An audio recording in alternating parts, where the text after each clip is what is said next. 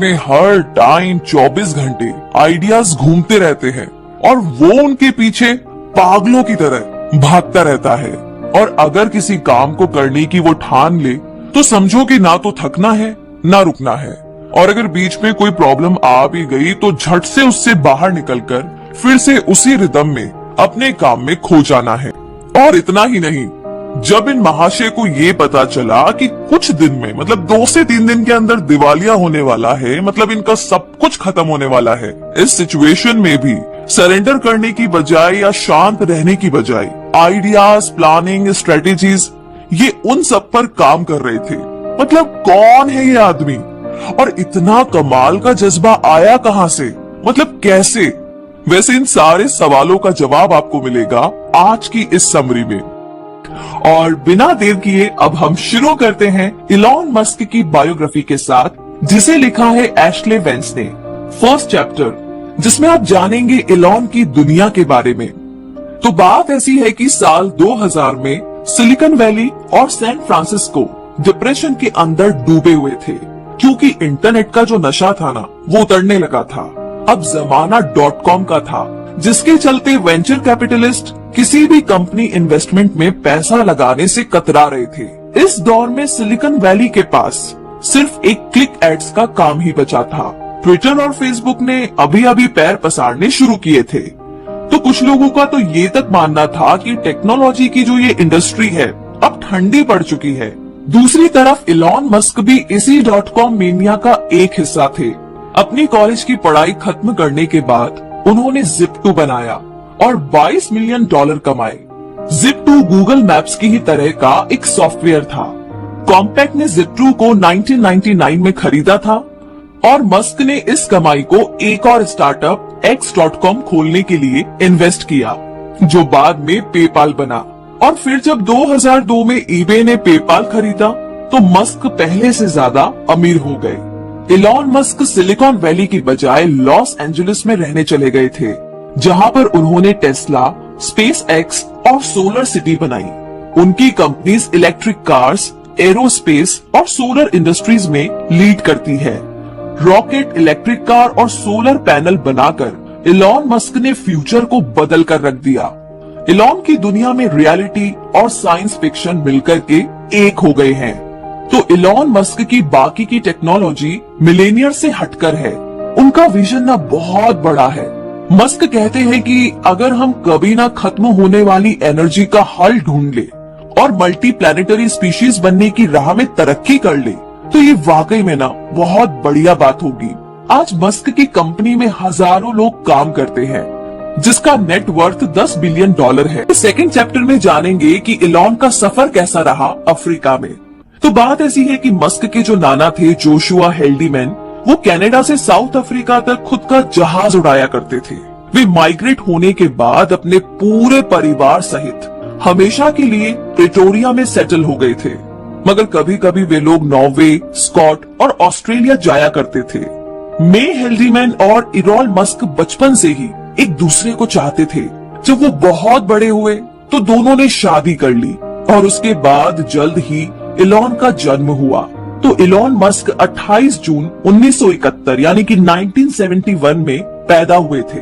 उनके पिता इरॉल मस्क एक सक्सेसफुल इंजीनियर थे और वहीं उनकी माँ एक डाइटिशियन थी।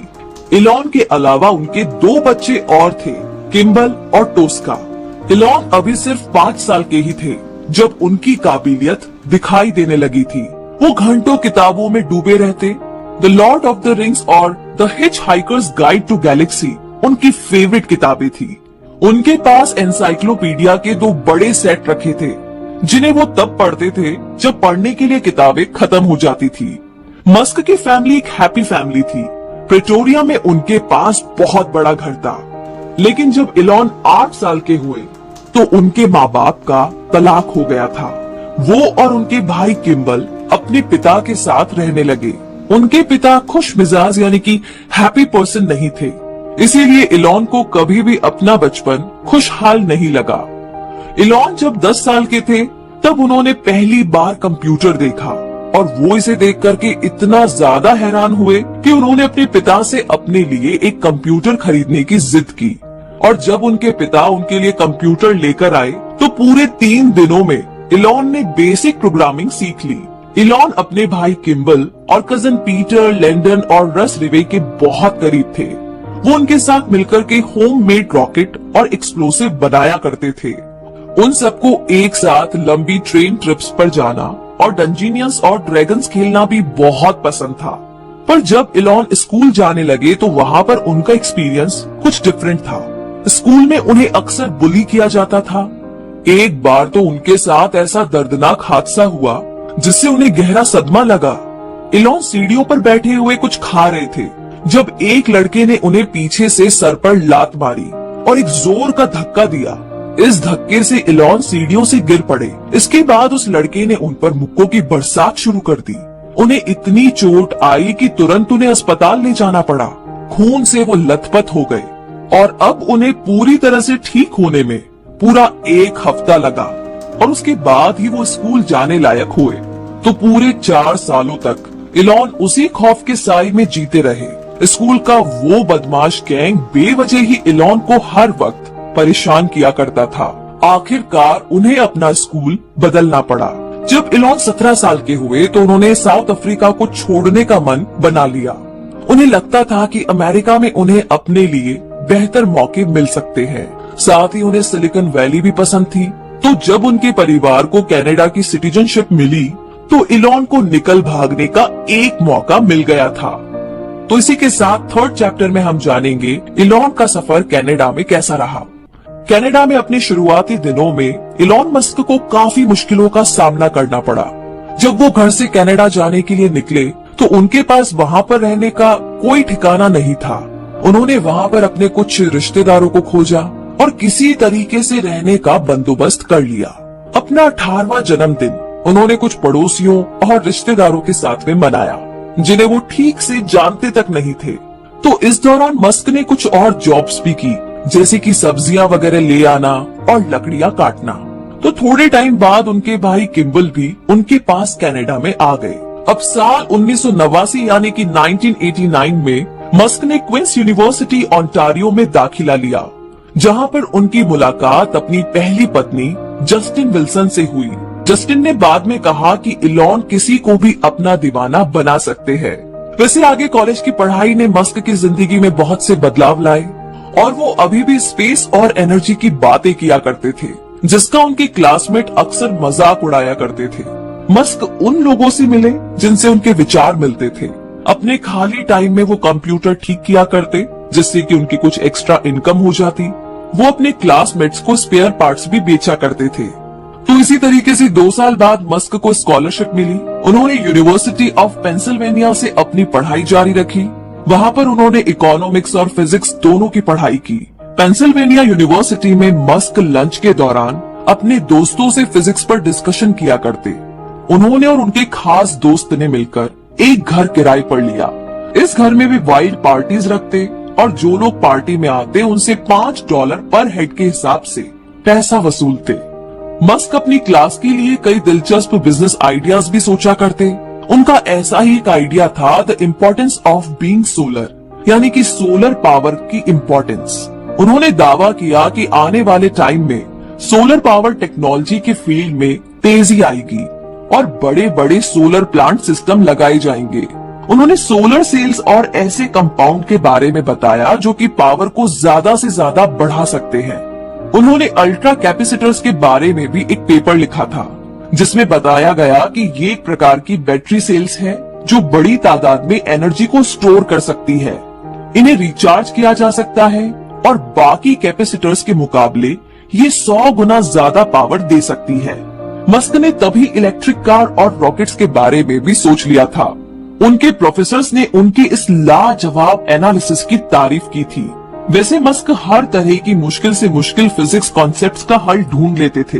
उन्हें ये भी मालूम होता था कि इससे अच्छा प्रॉफिट कैसे कमाया जाता है। कॉलेज खत्म होने के बाद उनके दिमाग में पहले वीडियो गेम्स बनाने का ख्याल आया, मगर मस्क अपने लिए एक ऐसा करियर चाहते थे जिससे वे पूरी दुनिया में एक बड़ा बदलाव ला सके।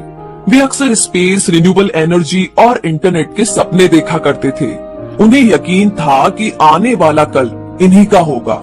भविष्य में एक बड़ा बदलाव आने वाला था और इसी में उनको प्रॉफिट दिख रहा था। सिलिकॉन वैली फोटो शेयर करने में बिजी था और इलॉन मस्क दुनिया को विनाश से बचाने की तैयारी कर रहे थे। 4th चैप्टर में हम जानेंगे इलॉन के पहले स्टार्टअप के बारे में। साल 1994 में किम्बल और इलॉन ने कई रोड ट्रिप्स एक साथ की। उन दोनों के दिमाग में इंटरनेट के बिजनेस का आइडिया था। फिर आखिरकार इलॉन सिलिकॉन वैली में बतौर इंटर्न काम करने लगे और जब उन्होंने स्कूल खत्म किया तो किम्बल के साथ मिलकर के उन्होंने अपनी कंपनी स्टार्ट की। Zip2 येलो पेजेस का ऑनलाइन वर्जन है। इसमें सभी बिजनेस एस्टेब्लिशमेंट के मैप और उनकी जानकारी दी हुई है। इलॉन इसके लिए वेबसाइट कोडिंग करते थे और किम्बल उन साइट्स को बेचने का काम करते थे। Kimbal door to door sale किया करते थे, मगर ज्यादातर बिजनेसमैन को पता नहीं था कि Zip2 आखिर है क्या। उन्हें अपनी कंपनी के लिए इन्वेस्टर ढूंढने में बहुत ज्यादा मशक्कत करनी पड़ी, लेकिन आखिरकार एक इन्वेस्टर ने उनके काम में इंटरेस्ट दिखाया और $3 मिलियन की इन्वेस्टमेंट की और इसके बाद Zip2 ने न्यूज़पेपर क्लासिफाइड एड्स देने शुरू किए। हालांकि कंपनी चल पड़ी और तरक्की करने लगी, मगर इलॉन मस्क को मैनेजमेंट से निकाल दिया गया। वे अब चीफ टेक्निकल ऑफिसर थे।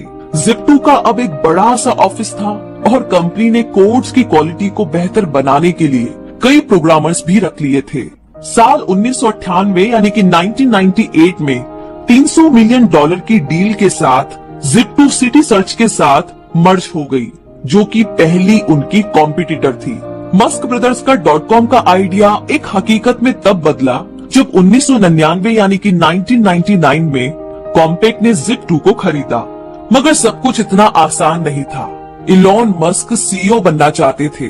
5th चैप्टर में आप जानेंगे पेपाल माफिया बॉस के बारे में। मतलब ये कि एक दशक के बाद Elon Musk Canadian bag picker से एक मल्टी मिलेनियर बन चुके थे और वो भी सिर्फ 27 साल में, जो बहुत ही कमाल की बात है।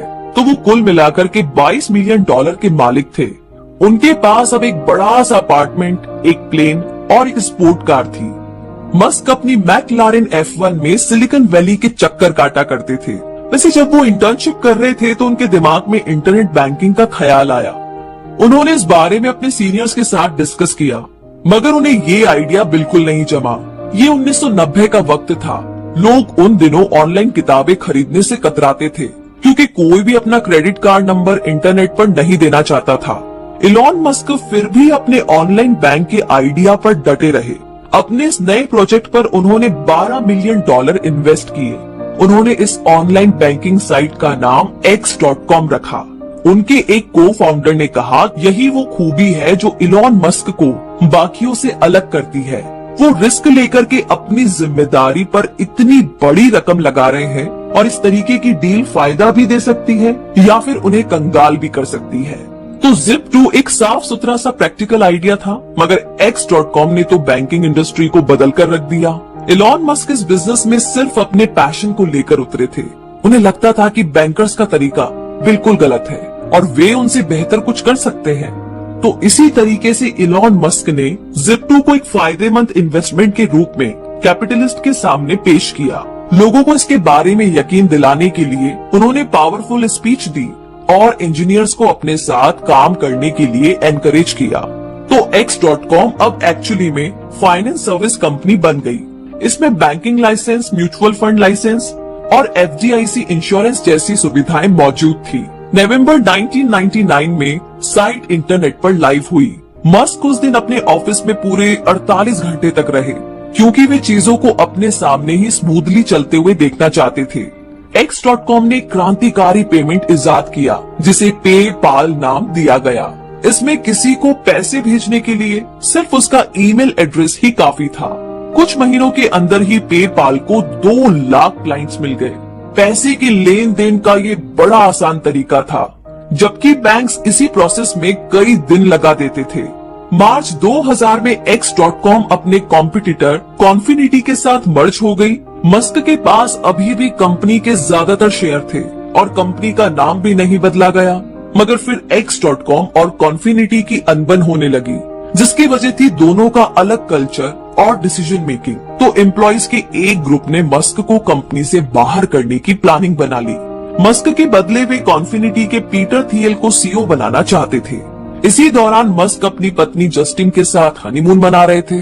तो उन्हें जब इस बात का पता लगा तो उन्होंने कंपनी को अपने फैसले पर दोबारा सोच विचार करने की गुजारिश की, मगर तब तक बात हाथों से निकल चुकी थी। उन्हें पता चला कि कंपनी अपना फैसला ले चुकी थी।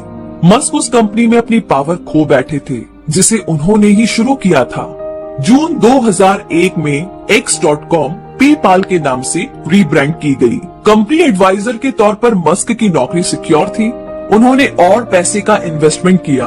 अपना स्टेक बढ़ाकर वे पेपाल के सबसे बड़े स्टेक होल्डर बन गए। इस वक्त तक उनका .com का बुखार अब उतरने लगा था। बाकी टेक्नोलॉजीज कंपनीज बेचने की जल्दीबाजी में लगी थी। आगे मस्क ने बोर्ड को ऑफर्स ठुकराने के लिए मना लिया था। पेपाल का एनुअल रेवेन्यू बढ़कर के $240 मिलियन हो चुका था। अब ये अपने पैरों पर मजबूती से खड़ी कंपनी बन चुकी थी, जो कि अब पब्लिक हो सकती थी। और तभी 2002 में पेपाल को ईबे से $1.5 बिलियन का ऑफर मिला। ये एक बहुत बड़ा और शानदार ऑफर था। टैक्स काटने के बाद भी मस्क पूरे $180 मिलियन अपने पास रख सकते थे। तो PayPal.com बबल से बच निकला था। ये सब मस्क की बिजनेस इंस्टिंक्ट और टेक्नोलॉजी ट्रेंड में उनकी कुशलता का नतीजा था। 9/11 के हमले के बावजूद कंपनी ने एक सक्सेसफुल IPO बनाया। भले ही टेक्नोलॉजी इंडस्ट्री डाउन हो गई, मगर पेपाल एक विनर बनकर उभरा। इस 6th चैप्टर में हम जानेंगे कि स्पेस में चूहे की क्या कहानी है। मतलब ये कि जून 2001 में इलॉन मस्क जब अपने 30वें साल में थे, तो वे और उनकी पत्नी सिलिकॉन वैली को छोड़कर लॉस एंजलिस में शिफ्ट हो गए। उनका बनाया पेपाल एक सफल प्रोजेक्ट रहा था, तो अब वो अपने सपने स्पेस ट्रैवल और रॉकेट शिप्स पर ध्यान दे सकते थे। और इसके लिए लॉस एंजलिस से बढ़कर के कोई और बढ़िया जगह हो ही नहीं सकती थी, क्योंकि वहाँ का मौसम एरोनॉटिक्स के लिहाज से काफी अच्छा था। मस्क ने अपने जैसे ही कुछ लोग ढूंढ लिए। उन्होंने मार्स सोसाइटी नाम का एक ग्रुप भी ज्वाइन कर लिया था, जो मार्स पर जीवन की संभावना तलाश रहा था। ट्रांस लाइफ नाम से इस ग्रुप का एक प्रोजेक्ट भी था। ये एक कैप्सूल के आकार का बनने वाला था, जो कि अर्थ के चक्कर लगाए, और इसके क्रू मेंबर्स चूहे बनने वाले थे। मस्क ने $5 लाख मार्स सोसाइटी और इसके प्रोजेक्ट के लिए दिए। उन्होंने सुझाव रखा कि ट्रांसलाइफ मिशन को मार्स तक ही एक्सटेंड करना चाहिए। एक दिन इलॉन मस्क नासा की वेबसाइट ब्राउज कर रहे थे, तो उन्हें बड़ी गहरी निराशा हुई, क्योंकि मार्स एक्सप्लोरेशन का कहीं पर भी कोई भी एग्जैक्ट शेड्यूल या पुख्ता प्लान नहीं दिया गया था। तो इलॉन ने एरोस्पेस पर कई किताबें पढ़ी। उन्होंने रॉकेट शिप को प्लान करने के लिए टैलेंटेड इंजीनियर्स को अपने साथ काम पर रखा। उन्होंने कम बजट वाले रॉकेट्स का परफॉर्मेंस स्टडी किया, और उस टाइम के रॉकेट सिर्फ रशियन बनाते थे। बोइंग और लॉकहीड बहुत ज्यादा महंगे थे और बड़े से बड़े सैटेलाइट्स उठा सकते थे। तो मस्क का आइडिया था कि कुछ सस्ते रॉकेट्स बनाए जाए, जो कि रिसर्च और कमर्शियल इस्तेमाल के लायक हो। तो जब ईबे ने पेपाल खरीदा था, तो मस्क ने स्टील से $100 मिलियन की कमाई की थी। उन्होंने ये सारा पैसा मार्स के लिए रॉकेट शिप बनाने में लगा दिया। आगे जून 2002 में स्पेस एक्सप्लोरेशन टेक्नोलॉजी बनाई गई। इसमें इलॉन के साथ मार्स सोसाइटी के मेंबर और लॉस एंजलिस के वो सारे लोग जुड़े जो कि स्पेस एंथुजियास्टिक थे। स्पेस एक्स को लेकर के इलॉन बहुत एक्साइटेड थे। हालांकि इस दौरान उनके परिवार में एक बहुत ही दुखद घटना घट गई। उनकी पत्नी जस्टिन ने एक बेटे को जन्म दिया था, जिसका नाम नेवेडा एलेक्जेंडर मस्क रखा गया था। लेकिन 10 दिन के अंदर ही वो बच्चा चल बसा। अब हुआ यूं कि एक रात इलॉन और जस्टिन ने बच्चे को बिस्तर पर सुलाया। नेवेडा गहरी नींद में पीठ के बल सो गया था। जब कुछ देर के बाद उसके पेरेंट्स उसे देखने गए, तो उन्होंने पाया कि उसकी सांसें नहीं चल रही थी। डॉक्टर्स इसे सडन इन्फेंट डेथ सिंड्रोम कहते हैं। तो जब तक पैरामेडिक्स बुलाए गए, तब तक दिमागी रूप से बच्चे की मौत हो चुकी थी। उसके दिमाग में ऑक्सीजन की सप्लाई नहीं पहुंच पाई थी। उसे 3 दिन तक लाइफ सपोर्ट पर रखा गया। बच्चा जब मरा तो जस्टिन ने उसे अपनी बाहों में पकड़ रखा था। वो बुरी तरह से रो रही थी, मगर इलॉन मस्क ने कहा कि वो इस बारे में कुछ नहीं कहना चाहते हैं। जस्टिन को लगता था कि ये इलॉन मस्क का डिफेंस मैकेनिज्म का तरीका है, जिसे उन्होंने बचपन से ही सीख लिया था। जस्टिन ने कहा कि इलॉन सदमे में नहीं रह सकते। उनकी फितरत ही हमेशा आगे बढ़ने की है, और मुझे लगता है कि यही उनके सरवाइव करने का तरीका है। मस्क ने अपना सारा ध्यान स्पेस एक्स के रॉकेट लॉन्च में लगा दिया। तो अगले 5 सालों में जस्टिन ने जुड़वा बच्चों को जन्म दिया और उसके बाद ट्रिपलेट्स को भी। तो मस्क ने कहा कि मैं इस बात पर यकीन नहीं रखता कि मुझे बहुत ही दुखद घटनाओं के बारे में बात करनी चाहिए, क्योंकि ये किसी भी तरीके से हमारे फ्यूचर को नहीं सुधारती। तो अगर आपके पास बाकी के बच्चों की जिम्मेदारियां हैं, तो बीती बातों पर दुखी होने से आपका और आपके अपनों का कोई भला नहीं होने वाला है। 7th चैप्टर में आप जानेंगे कि सब कुछ इलेक्ट्रिक कैसे। जी हाँ, साल 2002 की बात थी। एक टैलेंटेड इंजीनियर जेवी स्ट्राबेल ने पोर्श गाड़ी खरीदी। उन्होंने इसे एक इलेक्ट्रिक कार में तब्दील किया और ये वो समय था जब क्लीन टेक्नोलॉजी मूवमेंट का नामो निशान तक नहीं था। उन्होंने अपने इस प्रोडक्ट के लिए इन्वेस्टर ढूंढने शुरू किए। महीने पर महीने बीत गए, मगर हर बार स्ट्राबेल रिजेक्ट होते रहे। आखिर में वे इलॉन मस्क से मिले। तो इलॉन को इलेक्ट्रिक कार का आइडिया काफी बढ़िया लगा। उन्होंने खुद के बनाए बैटरी और एनर्जी स्टोरेज का थॉट रखा। वो तुरंत ही स्ट्राबेल को फंड देने के लिए राजी हो गए और उनकी ये पार्टनरशिप सालों साल तक चली। और इस दौरान कई और लोग भी थे जो कि बिजनेस पार्टनर थे और इलेक्ट्रिक कार बनाना चाह रहे थे। इनमें से ही 2 लोग थे, मार्टिन इबरहार्ट और नॉर्थर्न कैलिफोर्निया के मार्क टारपेनी। तो जुलाई 2003 में उन्होंने टेस्ला मोटर्स की नींव रखी। ये कंपनी निकोलास टेस्ला के नाम पर रखी गई थी, जो कि इलेक्ट्रिक मोटर के इन्वेंटर थे। इबरहार्ट और टारपेनिंग ने अपनी कंपनी लॉस एंजलिस में मस्क को ऑफर की। तो वे तीनों ही अमेरिका की तेल की समस्या को खत्म करना चाहते थे और इलॉन मस्क तो वैसे भी हमेशा से ही क्लीन और सस्टेनेबल एनर्जी के फेवर में थे। तो इस तरीके से टेस्ला शुरू हुई और इलॉन मस्क उसके चेयरमैन और सबसे बड़े शेयर होल्डर बने। जल्द ही जेवी स्ट्राबेल भी उनकी कंपनी में शामिल हो गए और इस तरीके से स्टीम को पता चला कि बड़ी बड़ी कंपनीज वाकई में अब कारें नहीं बनाती। BMW अपनी कारों के पार्ट्स बाहर बनवाते हैं, कंपनी केवल लोकल मार्केटिंग, सेल्स और फाइनल असेंबली संभालती है। तो वो दिन अब लद चुके थे जब फोर्ड मोटर्स रॉ मटेरियल से कारें बनाया करती थी। तो टेस्ला मोटर्स अपने यहाँ पर बनने वाली हर इलेक्ट्रिक कार को ढांचे से लेकर के फाइनल तक खुद ही तैयार करना चाहते थे। तो इलॉन मस्क और उनके इंजीनियर्स की टीम ने प्रोटोटाइप के तौर पर रॉडस्टर बनाई। हालांकि इस प्रोसेस में टाइम, एफर्ट और पैसा बहुत लगता था। तो जब टेस्ला ने अपना अगला प्रोडक्ट तैयार किया, तो ठीक उसी टाइम इलॉन मस्क दिवालिया होने की कगार पर पहुंच चुके थे। 8वें चैप्टर में आप जानेंगे पेन, सफरिंग और सर्वाइवल के बारे में। तो इलॉन मस्क पेपाल बनाकर पहले ही बहुत मशहूर हो चुके थे। प्रेस उनके बारे में छापना पसंद करती थी। लोग इस अजीब से नाम वाले मल्टी मिलेनियर के बारे में और जानना चाहते थे। सब इस बारे में जानते थे कि मस्क ने इलेक्ट्रिक कार और स्पेसशिप पर बहुत सारा पैसा लगाया हुआ है। मशहूर सेलिब्रिटीज और अमीर बिजनेसमैन के साथ मस्क का उठना बैठना था। तो कुल मिलाकर के वो किसी शोमैन से कम नहीं थे, मगर असलियत में वे परेशानी से गुजर रहे थे। उनकी परेशानी का सबब थी टेस्ला और स्पेस एक्स की फाइनेंशियल हालत। जी हाँ, इलेक्ट्रिक कार प्रोटोटाइप और रॉकेट लॉन्च अटेम्प्ट्स पर उनका बेहिसाब पैसा खर्च हो रहा था और प्रेस भी उनके फेल प्रोडक्ट्स के लिए उनकी जमकर खिंचाई कर रही थी। और इस सबसे बढ़कर परेशानी थी उनकी निजी जिंदगी की मुश्किलें। उनकी पत्नी जस्टिन के साथ उनका रिश्ता लगभग टूटने की कगार पर था। टेस्ला को अपने प्रोटोटाइप रॉडस्टर को रिक्रिएट करने की जरूरत थी। स्पेस एक्स भी फॉल्कन 1 की लॉन्च की तैयारी में था। तो दोनों प्रोजेक्ट्स में मस्क को समय और पैसा दोनों लगाना पड़ रहा था। वे ज्यादातर अब अपने काम में ही बिजी रहते थे और हफ्ते के 7 दिन ऑफिस में रहते थे। घर से उनका नाता लगभग टूट ही गया था। जस्टिन को लगने लगा कि वो मस्क की सिर्फ ट्रॉफी वाइफ बनकर रह गई है, ना कि लाइफ पार्टनर। तो जून 2008 में इलॉन मस्क ने जस्टिन से तलाक लेने के लिए केस फाइल कर दिया। जस्टिन ने अपना दुख खुले आम ब्लॉग में व्यक्त किया। वे अपने ब्लॉग में मस्क और तलाक की प्रोसीडिंग के बारे में अक्सर लिखा करती थी।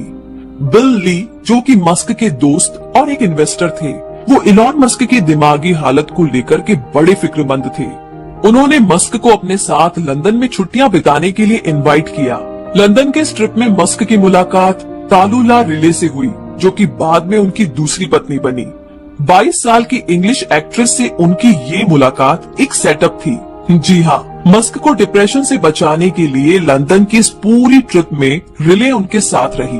वे खूब बातें करते और डिनर पर साथ जाया करते थे। जब इलॉन लॉस एंजलिस वापस आए तो उसके कुछ ही हफ्तों के बाद रिले भी उनके पास आ गई। मस्क ने रिले को बताया कि उनके पहले से ही 5 बच्चे हैं और अब जल्द ही उनका तलाक भी होने वाला है। बावजूद इसके मस्क ने रिले को जब प्रपोज किया तो रिले ने हाँ बोल दिया। ये वाकई में एक तूफानी रोमांस जैसा था। मस्क को अपनी कंपनीज चलाने में जितनी भी दिक्कतें आ रही थी, रिले उन सब परेशानियों की गवाह थी। वो कहती थी इलॉन के बारे में कि वो खुद किसी मौत की तरह दिखता है। मैं यही सोचती हूँ कि ये इंसान कहीं किसी दिन हार्ट अटैक से ना मर जाए, क्योंकि स्पेस एक्स ने कई नाकामयाब रॉकेट लॉन्च पर अब तक मिलियंस गंवाए थे। वहीं टेस्ला ने भी प्रोटोटाइप पर बहुत खर्चा किया था। दोनों ही कंपनियां कंगाल होने वाली थी। इलॉन मस्क को अपनी कीमती मैकलारेन F1 बेचनी पड़ी, जिस पर उन्हें बहुत नाज था। साल 2008 के आखिर में उन्होंने अपने इन्वेस्टर दोस्तों से स्पेस एक्स और टेस्ला को फंड करने की गुजारिश की। उनकी कंपनी के कुछ एम्प्लॉइज ने इस मुश्किल वक्त में उनका साथ देने के लिए पैसे की पेशकश भी की। इतना ही नहीं, इलॉन मस्क को हर हफ्ते सैलरी देने के लिए पाई पाई जोड़नी पड़ रही थी। तभी इस दौरान नासा कोई कॉन्ट्रैक्टर ढूंढ रहा था जो उसे इंटरनेशनल स्पेस स्टेशन की रीसप्लाई कर सके। मस्क ने इस कॉन्ट्रैक्ट के लिए एड़ी चोटी का जोर लगा दिया ताकि ये स्पेस एक्स को मिल जाए। जहाँ तक टेस्ला की बात थी, उन्होंने और फंडिंग के लिए इन्वेस्टर से बात की। उन्होंने अपना बचा कुचा पैसा भी इसके लिए लगा दिया। और तो और सोलर सिटी के अपने कुछ स्टॉक्स भी बेच डाले। किस्मत से 23 दिसंबर 2008 में नासा ने खुलासा किया कि उसने अपने ISS प्रोजेक्ट के लिए स्पेस एक्स को चुन लिया है। एजेंसी कुल 12 फ्लाइट्स के लिए उन्हें $1.6 बिलियन दे रही थी। उस वक्त इलॉन मस्क किम्बल के साथ कोलोराडो में छुट्टियां बिताने गए हुए थे। जैसे ही ट्रांजैक्शन का प्रोसेस शुरू हुआ तो इलॉन खुशी से रो पड़े। इलॉन मस्क खाली हाथ अमेरिका में आए थे। उन्होंने अपना एक बच्चा खोया था और उनका तलाक लोगों के लिए मनोरंजन का साधन बना था। वे अपनी सभी कंपनी से हाथ धोने की कगार पर थे और उनकी पूरी जिंदगी की मेहनत पानी में मिलने जा रही थी। लेकिन इलॉन मस्क बहादुरी के साथ इस दुख भरे दौर से निकलकर बाहर आए। जैसा कि उनके एक दोस्त का कहना था कि जो उसके साथ 2008 में हुआ, कोई और होता तो शायद झेल नहीं पाता। मगर इलॉन मस्क ने न सिर्फ इसे सहा, बल्कि वे मेहनत करते रहे और अपने इरादों पर डटे रहे। अब आगे चलते हैं चैप्टर नंबर 9 की तरफ, जहाँ पर अपनी जिंदगी में इतना सब कुछ झेलने के बाद उनकी मिसाइल, जिसका नाम फाल्कन 9 था, स्पेस तक पहुँचने में आखिरकार कामयाब रही। ये अलग अलग देशों और कंपनीज के लिए सैटेलाइट लेकर के स्पेस में जाता था। ये रॉकेट ISS को सप्लाई डिलीवर करता था। फाल्कन 1 के बाद से ही मस्क ने परफेक्ट रॉकेट शिप बनाने में काफी पैसे खर्च किए थे। सालों तक उनके इंजीनियर्स ने कोशिश की, मगर हर बार फेल होते रहे। आज स्पेस एक्स महीने में 1 रॉकेट लॉन्च करता है। अपने लोकल और इंटरनेशनल कॉम्पिटिटर्स को पछाड़कर ये मैदान में डटा हुआ है। बाकी कंपनीज बाहर से मंगाई गई सप्लाईज पर निर्भर रहती है, लेकिन स्पेस एक्स पूरा रॉकेट खुद ही तैयार करता है। इसके अलावा एरोनॉटिक्स इंडस्ट्री में उनकी रॉकेट कीमत भी काफी कम है। इलॉन मस्क और उनकी इंजीनियर्स की टीम हमेशा ही स्पेस एक्स को और बेहतर बनाने के लिए नए तरीकों की तलाश में रहते हैं। उनके बनाए रॉकेट रीयूजेबल है, वे धरती पर लौट सकते हैं। इंजीनियर्स ने उन्हें ऐसा बनाया है कि वो खुद ब खुद वापस लॉन्च पैड पर लौट आते हैं। स्पेस एक्स इतना सक्सेसफुल इसलिए है क्योंकि मस्क बहुत मेहनत करते हैं और छोटी से छोटी चीज पर भी ना उनका पूरा ध्यान रहता है। तो इतना ही नहीं, मस्क का सबसे बड़ा ख्वाब ये है कि वो स्पेस फ्लाइट्स को और भी सस्ता और प्रैक्टिकल बना सके। अगर हमारे पास पर्याप्त रॉकेट सप्लाई हो तो शायद फ्यूचर में मार्स पर कॉलोनी बनाई जा सके, क्योंकि बाकी की एरोनॉटिक्स इंडस्ट्री स्पेस को बोरिंग बनाती है। लेकिन स्पेस एक्स अपने रॉकेट्स और स्पेस शिप्स को मॉडर्न बनाने के लिए लगातार कोशिश में लगी हुई है। इलॉन मस्क साइंस फिक्शन को हकीकत में तब्दील करने की नई नई कोशिशों में जुटे हुए हैं। चैप्टर नंबर 10 में अब जानेंगे इलेक्ट्रिक कार का बदलाव। मतलब ये कि टेस्ला मोटर्स ने 2012 से ही एस सीडेन का मॉडल बाजार में उतार दिया था। ये लग्जरी कार पूरी तरह से इलेक्ट्रिसिटी पर चलती है और सिंगल बैटरी रिचार्ज पर 300 मील की दूरी तय कर सकती है। इसकी रफ्तार है 4.2 सेकंड्स में 60 माइल्स पर आवर। इसमें 2 ट्रंक है, उसकी सीट कैपेसिटी 7 लोगों की है और ऑयल कारों में इस्तेमाल होने वाले इंजन और मशीनरी के बगैर मॉडल एस लगभग बिना किसी शोर के चलती है। इसमें सिर्फ एक ही बैटरी पैक है। इसके पिछले हिस्से में एक इलेक्ट्रिक मोटर लगी है और मॉडल एस बाकी लग्जरी सेडान गाड़ियों से हर मामले में आगे है। इस कार के अंदर एक 17 इंच की टच स्क्रीन है, जहां से ड्राइवर कार के सभी कंट्रोल्स जैसे कि स्टीरियो, वॉल्यूम एडजस्टिंग या एयर कंडीशन वगैरह कंट्रोल कर सकता है। इसमें नेविगेशन और म्यूजिक स्ट्रीमिंग के लिए एक इंटरनेट कनेक्शन भी मौजूद है। इसीलिए तो मॉडल एस को जगह घेरने वाली भारी भरकम डैशबोर्ड की जरूरत नहीं पड़ती। इसे चलाने वाले को किसी भी चाबी या इग्निशन बटन की जरूरत नहीं है। इसमें बैठते ही इसका सेंसर ड्राइवर का वजन डिटेक्ट कर लेता है और कार खुद ही स्टार्ट हो जाती है। इसके अलावा मॉडल एस को हाईवे के किनारे बने किसी भी सोलर पावर स्टेशन पर फ्री रिचार्ज किया जा सकता है। ड्राइवर सीधा जाकर के मॉडल एस के स्टोर्स में जाकर इसे खरीद सकता है या ऑनलाइन भी ऑर्डर कर सकता है। किसी भी सूरत में इलेक्ट्रिक कार सीधे आपके घर या ऑफिस या जहां पर आप चाहे वहां डिलीवर कर दी जाएगी, क्योंकि इसे ट्यूनअप या ऑयल चेंज की जरूरत नहीं पड़ती और मॉडल एस की मेंटेनेंस भी काफी कम है। मगर कभी रिपेयर की जरूरत पड़े तो टेस्ला के इंजीनियर आकर के इसे खुद लेकर जाएंगे। टेस्ला ने एक स्मार्टफोन ऐप भी बनाया है जो कि मॉडल एस के साथ मिलता है। इससे आप अपनी गाड़ी की लोकेशन का पता लगा सकते हैं। इसमें सॉफ्टवेयर अपडेट करके जैसे कि फास्टर रिचार्ज, टेस्ला ने इलेक्ट्रिक कार को लगभग एक गैजेट ही बना दिया है। जैसा कि इसके पहले खरीदारों में से एक का कहना है कि इसने ट्रांसपोर्टेशन को पूरी तरीके से बदल दिया। ये पहियों पर रखा एक कंप्यूटर है। चैप्टर नंबर 11 यानी कि आखिरी चैप्टर में आप जानेंगे इलॉन मस्क की यूनिफाइड थ्योरी के बारे में। यानी कि राइव ब्रदर्स अपने कजन इलॉन मस्क के साथ साउथ अफ्रीका में पले बड़े थे। .com बबल के आने से पहले उन्होंने एवरड्रीम नाम से एक सॉफ्टवेयर कंपनी खोली थी। ये भाई अब कोई नया वेंचर ढूंढ रहे थे। मस्क ने उन्हें सलाह दी कि उन्हें सोलर एनर्जी के फील्ड में कुछ करना चाहिए। उस टाइम तक सोलर पैनल खरीदकर इंस्टॉल करना ग्राहकों के लिए काफी मुश्किल काम था और इस बात की भी कोई गारंटी नहीं थी कि घर की छतों पर लगे सोलर पैनल को पर्याप्त सूरज की रोशनी मिलेगी। तो राइव भाइयों ने 2006 में सोलर सिटी की शुरुआत की। कंपनी के पास ऐसा सॉफ्टवेयर था जिससे पता चल सकता था कि सोलर एनर्जी सोर्स किसी भी जगह के लिए कंपैटिबल है कि नहीं।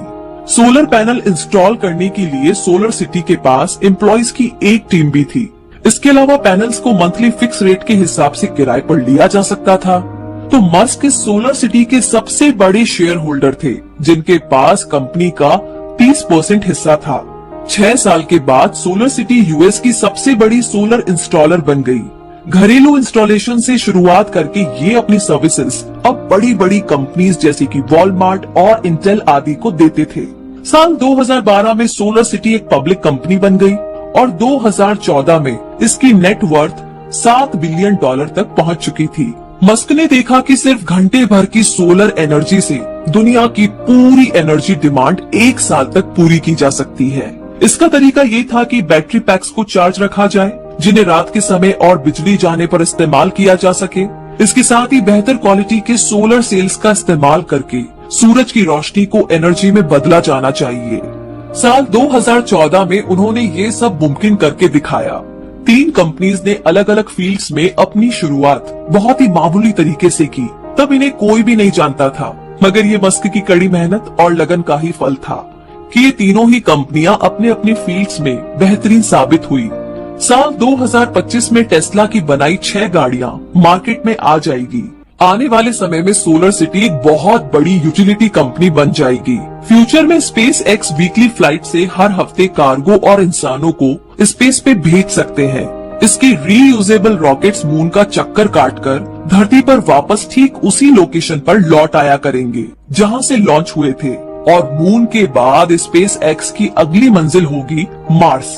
जी हाँ, इलॉन मस्क की यूनिफाइड फील्ड थ्योरी ये है कि उनकी सभी कंपनीज एक दूसरे से रिलेटेड है। उनकी company solar city electric car को रिचार्ज करने के लिए सोलर पैनल प्रोवाइड करती है। टेस्ला बैटरी पैक्स प्रोड्यूस करती है, जिन्हें सोलर सिटी बेचती है। स्पेस एक्स और टेस्ला अपने प्रोडक्ट्स के डिजाइन और मैन्युफैक्चर पर नॉलेज शेयर करती है। तीनों ही कंपनियां मस्क के भविष्य के सपने को रिप्रेजेंट करती है। वे इंसानियत के लिए ऐसी एनर्जी चाहते हैं जो कभी खत्म ना हो सके, जिससे कि मानवता का विनाश होने से रोका जा सके। इलॉन मस्क के जीवन में कई मुश्किल घड़ियां आई। बचपन में उन्हें स्कूल में बहुत परेशान किया गया। उनके पिता के साथ उनका रिश्ता खटास भरा रहा। अपने पहले बच्चे की मौत का सदमा उन्हें झेलना पड़ा और उनकी पहली शादी भी टिक नहीं पाई। तो इस तरीके से उन्होंने ज्यादातर खोया ही था। उनकी कंपनी बर्बाद होते होते बची थी। प्रेस उनकी निजी जिंदगी और नाकामी को लेकर हमेशा उन्हें बदनाम करता रहा। लेकिन इन सब के बावजूद इलॉन मस्क ने हार कभी नहीं मानी। वो अपने रास्ते पर चलते रहे और अपने सपने को पूरा करने की कोशिश में लगे रहे। इलॉन मस्क वीकेंड्स पर भी काम करते थे और यही वो अपने एम्प्लॉयज से भी चाहते थे। एक ऐसा समय भी आया जब वो तलाक के बाद जस्टिन के साथ साउथ अफ्रीका घूमने गए। वहाँ उन्हें मलेरिया हो गया और उन्हें 10 दिन तक आईसीयू में रहना पड़ा था। इस बारे में मस्क ने कहा कि मैं मरते मरते बचा हूँ। छुट्टियों के बारे में मेरा यही विचार है कि छुट्टियां जानलेवा हो सकती है। तो इसी के साथ दोस्तों इलॉन मस्क की ये बायोग्राफी यहीं पर समाप्त होती है। एंड आई होप कि आपको शुरुआत के उन सारे सवालों का जवाब मिल गया होगा। तो आप भी डिसाइड कर सकते हैं कि अगर इलॉन मस्क इतना कुछ सहकर इतना कुछ कर सकते हैं और इवन अभी भी कर रहे हैं, रुकने का नाम नहीं ले रहे हैं और आई एम श्योर कि जब तक जान है तब तक नहीं रुकेंगे, तो हम तो शायद बहुत कुछ कर सकते हैं।